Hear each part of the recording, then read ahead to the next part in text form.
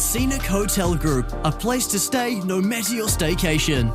From the Legacy Collection for those special occasions, to Heartland Hotels, with room for the whole whānau. Find your place to stay at scenichotelgroup.co.nz.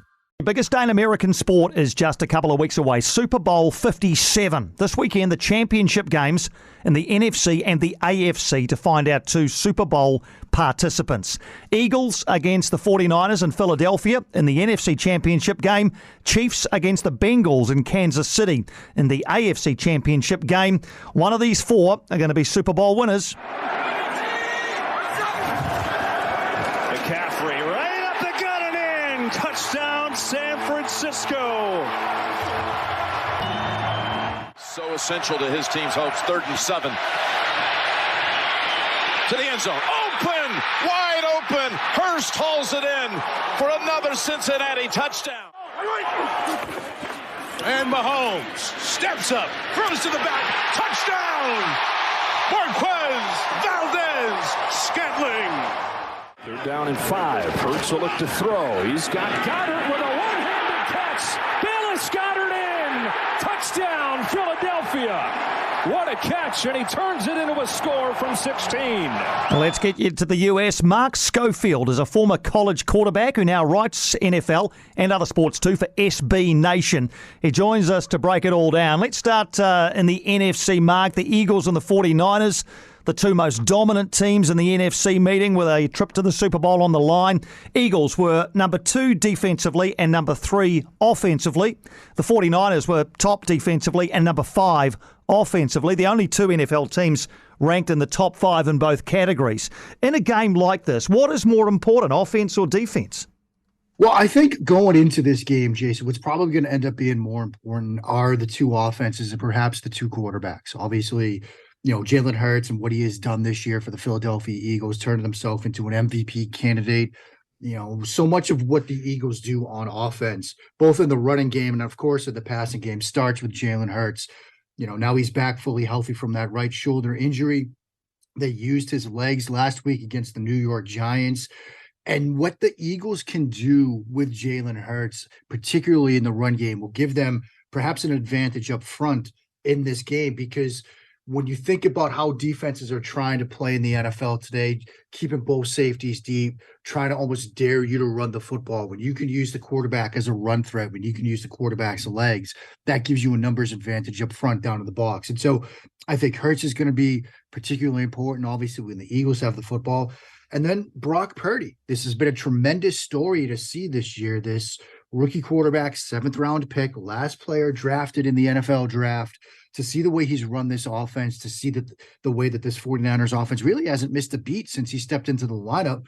Do we finally see a game where he makes some mistakes, or does he continue to play at a very, very high level, given his draft status, given his inexperience? And so I think these two offenses, these two young quarterbacks, they're a huge part of this game. Yeah, Brock Purdy's such an interesting story, as you've outlined. I think he becomes the 3rd youngest quarterback ever to start an AFC or NFC championship game. 7-0, so he's going along okay at the moment. Can he deal with Philly's defense, though, Mark? That's going to be a huge question for him, because what Philadelphia is able to do so well is to get pressure with 4. They're one of the best defenses in the entire NFL at sort of getting pressure with 4, right? Anytime as a defense, you can do that. You can rush 4, you can drop 7 into coverage. It gives you an opportunity to really make some things happen, to really pressure the quarterback. And we've seen, even over the course of these 2 playoff games from Brock Purdy, there are moments where if he's pressured, if he might bail from the pocket a little early in the play, he might sort of try to make something happen with his legs. But it is important to remember, they faced last week in the Dallas Cowboys one of the better defenses at getting pressure with 4 in the entire NFL. Dallas's ability to get pressure with 4 was up there above the Eagles in that pressure rate. And so they've already been tested by a defense that can get pressure with 4. Purdy's already faced a defense that can get pressure with 4. Now, he'll have to do it again. But I think what we've seen over the past, week or so is a young quarterback that even facing a defense that can pressure you with 4, he's able to stand in there. And maybe he doesn't make all the right throws. Maybe he doesn't make every throw the way it should be. Maybe there are throws that he sometimes misses. But he had some impressive throws against the Cowboys, particularly to George Kittle, and I think that could continue Sunday. We'll get to the AFC Championship game in a moment, but do you think the Super Bowl winner comes from the NFC? I think it's a very hard question, Jason, because these are four fantastic teams. And like I sort of said earlier, I think regardless of how Sunday turns out, we're going to be treated to a fantastic game, whether it's, Eagles, Chiefs, Eagles, Bengals, 49ers, Chiefs, 49ers, Bengals. I think we're going to get a fantastic Super Bowl. But looking at these two teams in the NFC and how complete they are, you just alluded to it, you just walked us through it at the outset, top 5 offenses, top 5 defenses. They can beat you in a number of different ways. They pose a lot of problems for you with what they do offensively. The Eagles and the way they use the quarterback in the run game, the way that they can use the tight end, the way they can use those two receivers. Obviously, the 49ers and their sort of 21 personnel package where you've got 2 running backs on the field and Kyle Juszczyk and Christian McCaffrey, but they could put Deebo Samuel at running back. They could put McCaffrey at wide receiver. They can put Juszczyk at tight end. They can move these players around. It stresses you a lot defensively. It asks a lot of the guys on the field on the defensive side of the ball to sort of match up against those, varied talents at these various offensive positions. And so I think, yes, we have 4 great teams, but the way that these two teams in the NFC, the Eagles and the 49ers, can cause problems, the way they're complete teams on both sides of the ball, I think it's likely that one of those two teams will win the Super Bowl. All right, let's go to the AFC Championship game then. The Cincinnati Bengals trying to get back to the Super Bowl for a second straight year against the Chiefs in Kansas City. These two met a year ago for an overtime thriller in which Cincinnati came back from, 18 points down to clinch a first Super Bowl trip in 33 years. Are they similar teams, Mark, a year on from that? They're somewhat similar teams. I mean, I think certainly the Bengals have a lot of similar aspects to what they do on the offensive side of the ball, getting the ball out quickly out of Joe Burrow's hands. The defense, some of the pieces have moved around a little bit, but it's a very similar defense as well.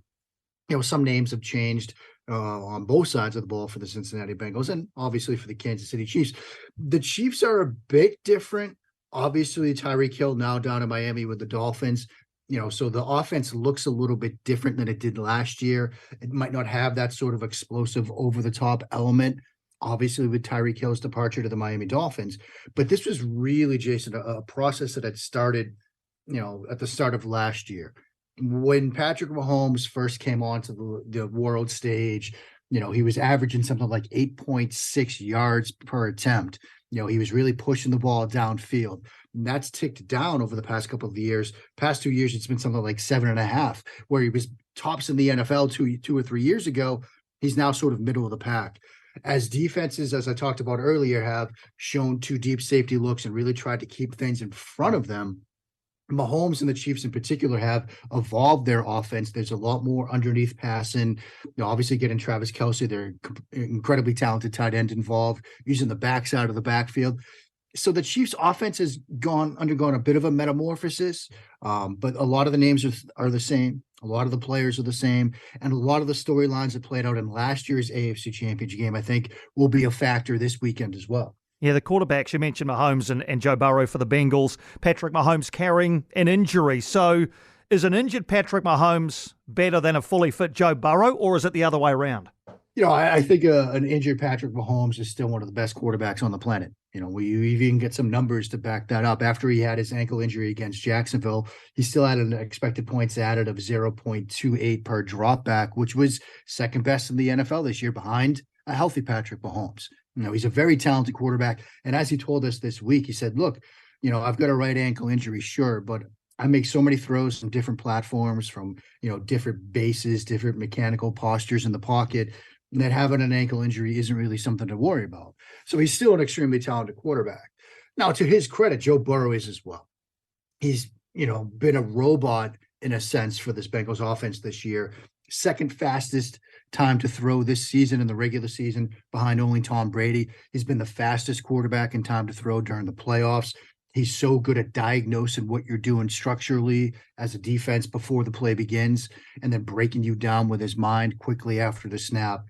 So if he's presented with a matchup that he likes on the outside, the matchup that he likes underneath, he's going to take advantage of it. He's going to get the ball out quickly. He's going to neutralize your pass rushers as a result of that and put his receivers in a position to be very successful. These are two of the game's premier young quarterbacks. And this is perhaps a budding rivalry that we might see for the next 5, 10, 12 years. I'm very excited to see it play out on Sunday. I think Mahomes is the game's best quarterback, but Joe Burrow is right on his tail.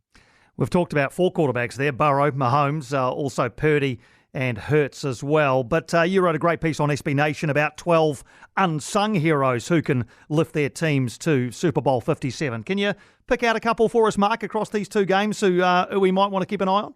Well, certainly. We could start with that AFC game we were just talking about. And I think when fans are watching this game, there's obviously going to be that tendency to watch the quarterback, see what's happening there. But particularly when the Chiefs have the football, pay attention to the matchup on the interior between defensive tackle DJ Reader of the Bengals and that interior offensive line of the Chiefs with center Creed Humphrey, right guard Trey Smith, left guard Joe Thuney, because DJ Reader is a fantastic talent. A lot of what the Bengals do on the interior of their defensive line starts with him. A lot of what they do on defense overall starts with him. His ability to occupy blockers, his ability to quickly penetrate into the pocket and perhaps provide a little bit of an interior pass rush. And when we're talking about Patrick Mahomes perhaps being limited with his mobility, interior penetration could pose him some problems. How well does that trio hold up on the other side of the ball? Humphrey, Thuney, Trey Smith, do they contain DJ Reader, or does Reader become a disruptive force on Sunday? That's certainly something to watch.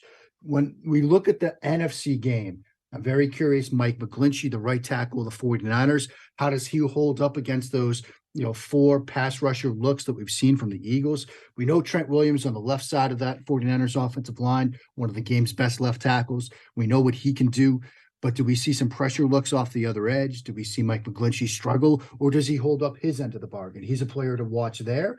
And also when the 49ers have the football, Chauncey Gardner-Johnson, who they acquired before the start of the season, a defensive back for the Philadelphia Eagles. When you're thinking about sort of trying to slow down George Kittle, the Eagles a lot of times this year have used Gardner-Johnson against tight ends, whether it was Pat Freiermuth, tight end for the Pittsburgh Steelers, whether it was Logan Thomas, the tight end for the Washington Commanders. He's played some cornerback, he's played some safety, but I'm very curious to see, Jason, if he draws that George Kittle assignment when the Eagles play man coverage on Sunday.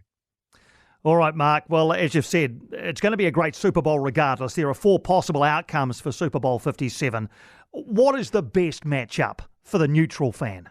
Wow. I mean, like I said, 4 fantastic games, no matter what happens. I mean, I think we're going to be in for a treat in Super Bowl 57, regardless of how Sunday plays out. But I think the matchup that perhaps fascinates me the most might be if we get a rematch of some Super Bowls from the past. If we get a Bengals 49ers game, because you're going to get Lou Morano, the defensive coordinator for the Cincinnati Bengals, matched up against Kyle Shanahan and everything that they do on the offensive side of the ball. You'll get DeMeco Ryans, the defensive coordinator for the 49ers, who's in the mix for a lot of potential head coaching jobs, matched up against Brian Callahan, Zach Taylor in that Bengals offense, Fred Warner, the middle linebacker, against Joe Burrow, the quarterback, who, as I just talked about, can break defenses down with his mind at a very high level.